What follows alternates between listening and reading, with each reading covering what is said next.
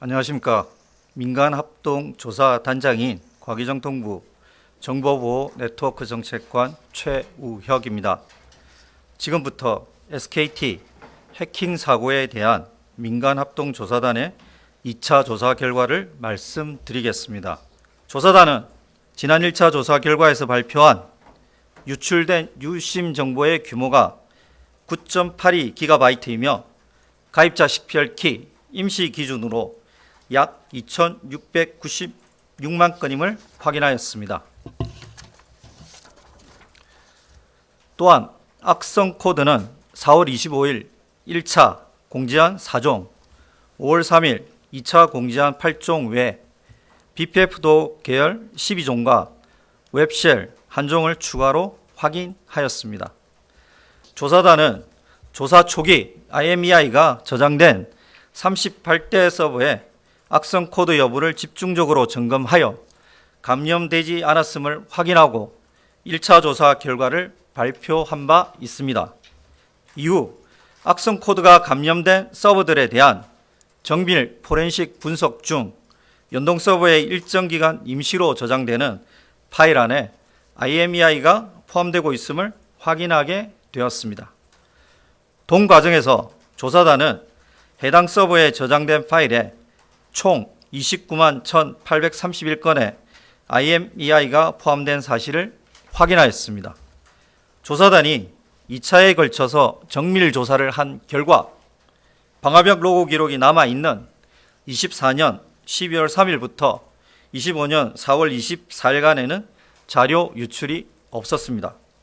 다만 최초로 해당 서버에 악성 코드가 설치된 시점인 22년 6월 15일에부터 로그 기록이 남아있지 않은 24년 12월 2일까지는 자료 유출 여부가 현재까지는 확인되지 않았습니다.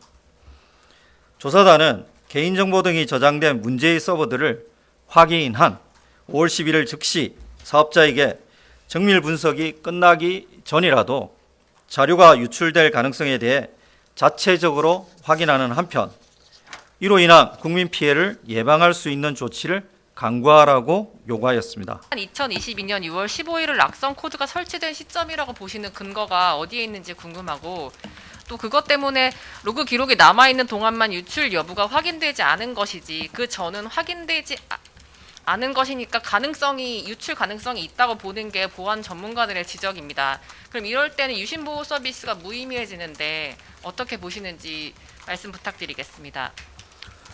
6월 15일 어떻게 추정했냐를 갖다가 물어보셨는데요. 포렌식을 하면서 악성 코드가 설치된 날짜들을 전문가들이 분석을 합니다. 그걸 갖다가 확인하면서 데이터들을 갖다가 정확하게 추적을 해서 조사단이 2차례에 걸쳐서 심도 있게 검토한 뒤에 확정한 결과입니다. 전문가들을 갖다가 믿어주시면 감사하겠습니다.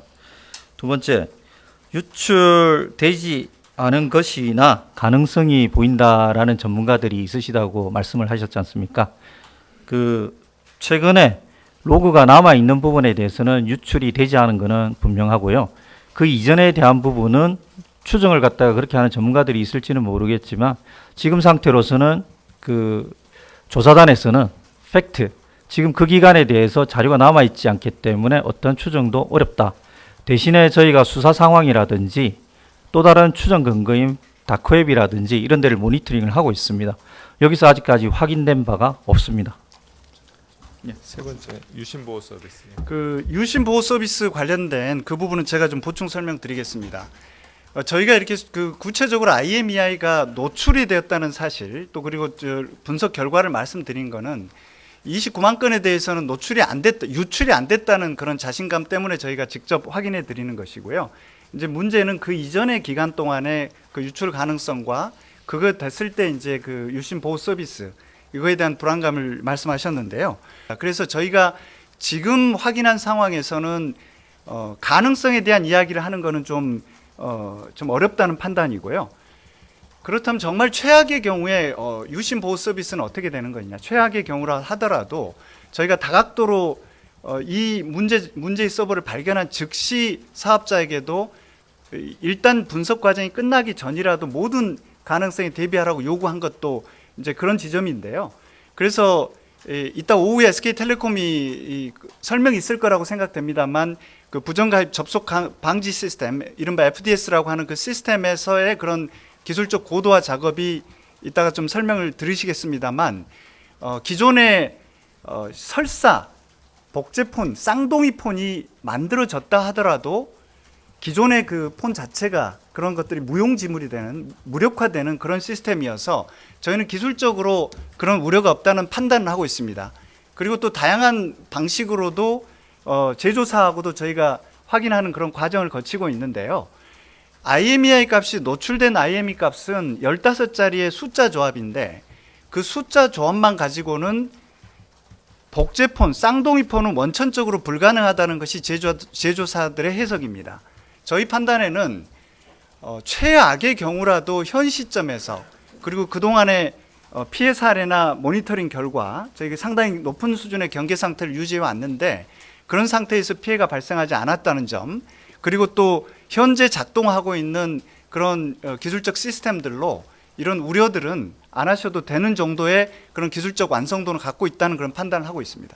방금 로그 기록 남아있지 않은 기간 관련해서 뭐 자료가 남아있지 않기 때문에 어떤 추정도 어렵다고 말씀을 주시긴 했는데 조금 더 구체적으로 이 로그 부재, 그러니까 정보 확인이 불가능한 이 공백 기간에 대해서 조사단은 앞으로 어떻게 대응할 것인지 여쭙습니다. 이게 로그 부재이고 확인 못하니 그냥 손을 놓는 건지 아니면은 어떤 특정 방법으로 추가 조사를 진행하는 것인지 질문드리고요. 또 조사단 부단장을 맡고 있는 기사의 이동근 본부장입니다. 먼저 질문 주신 그 로그가 부재한 기간에 대해서 어떻게 대응할 것이냐 부분인데요. 기술적으로는 로그가 없으면 현실적으로 판단하기가 굉장히 어려운 점이 있습니다. 하지만 여러 가지 다각적인 검토를 하고 있습니다. 혹시 그 여러 가지 시나리오 베이스들을 검토를 하고 있고 또 하나는 이제 저희가 그 조사단만 있는 게 아니라 지금 이제 수사기관이라든지 여러 이제 그 협력기관들이 지금 조사를 하고 있는 과정에 일단은 SKT 내부가 아닌 이제 바깥쪽에서 어떤 정보가 나올 수도 있습니다. 이제 그런 부분까지도 저희가 고려를 해서 다각도로 검토 중이라고 말씀드릴 수 있을 것 같고요. 그 로그 기록이 지금 없는 이유가 지금 개인정보보호법에서는 2년치 로그 기록을 보관하도록 되어 있는데요. 그러면 이거는 해커가 같이 탈취를 해간 것인지, 그렇다면 이 SK텔레콤은 이 로그 기록이 없다는 것을 몰랐던 것인지 궁금하고요. 그리고 이번 합동조사 현재 2차까지 현재 진행한 과정에서 해커가 누구인지에 대한 정황이 좀 확인된 게 있는지, 이게 지금 거의 3년 가까이 유출됐음에도 피해 사례는 없다고 말씀을 주셨는데, 그리고 아까 웹쉘도 일반적인 형태라고 하셨으면 이게 뭐 금전 탈취 목적이 아닌 뭐 북한이나 해커 집단의 과시용 해킹으로 봐도 볼 여지도 있는 것인지, 그리고 지금 공공기관 등은 국정원 주관으로 많은 분이 같은 맥락으로 공공기관 국정원 주관으로 아까 점검한다고 말씀하신 것도 지금 제가 질문 드린 것과 연관이 있는 것인지 궁금합니다. 네, 기자님 문의하신 첫 번째 이제 로그 관련돼서 말씀드리겠습니다. 그 개인정보보호법에 따라서 보관해야 되는 거는 개인정보를 저장 처리하는 이제 법적으로 정해진 시스템이 있습니다. 거기에 대해서는 그 기록이 남지만 지금 저희가 이제 임시 저장돼 있다고 말씀드린 그 서버는 실질적으로는 그런 목적으로 쓰인 게 아니라 데이터베이스에서 요청을 받아서 이제 처리하는 그런 목적이다 보니 거기에는 그런 룰이 적용이 안 돼 있었습니다. 그러다 보니 볼 수 있는 로그가 방화벽, 그러니까 인터넷으로 나가는 그 구간에 남아있는 최종적인 로그를 저희가 확인할 수밖에 없었고, 거기에 있는 남아있는 기간에 있는 로그가 아까 말씀드린 것처럼 장기간 보관하는 게 아니라 한 4-5개월치만 보관하고 있었기 때문에 앞쪽에 이제 그 최초 시점하고 연결짓는 로그가 부재하다고 말씀드릴 수 있을 것 같습니다. 해커가 지운 거는 저희가 확인이 안 돼요. 왜 방화벽 자체에다가 해커가 임의로 지우거나 그러면 저희가 흔적이 있는데 그런 건 확인되지 않았습니다. 그리고 이제 해커가 누구인지 부분은 저희 조사단 입장에서는 좀 말씀드리기 어려운 부분이 있습니다. 결국 범인과 관련돼 있는 부분이기 때문에 이 부분에 이제 수사기관에서 수사가 진행되는 부분이기 때문에 추후에 그 결과를 좀 봐야지만 알 것 같습니다.